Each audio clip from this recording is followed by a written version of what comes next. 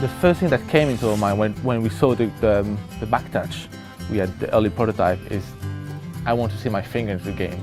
Because we've got a game that acknowledges the player, and so we want to acknowledge all those fundamental input, and we can actually just make the best of that.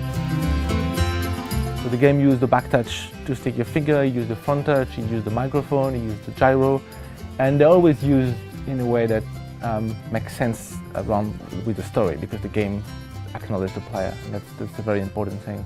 Well, I guess the whole concept of Tearaway was built around the Vita, so what's really nice about it is it's got the kind of traditional gamey interactions, which are quite difficult on other portable devices because you don't have the sticks and you don't have the buttons there readily. You've only really got a touchscreen on most other portable devices. So we can still have the arcadey element, which is quite important in Tearaway as well.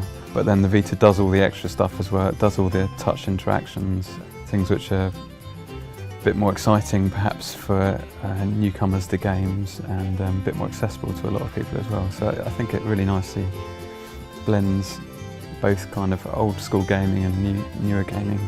Definitely one of the goals is to do it better than anyone else can, and instead of making these things gimmicks, just really using them in a way that's intuitive and interesting for the players.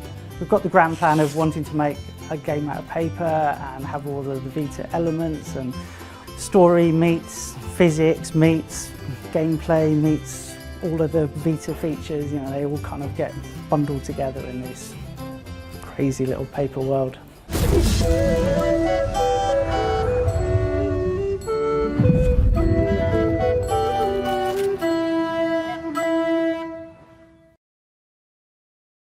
PlayStation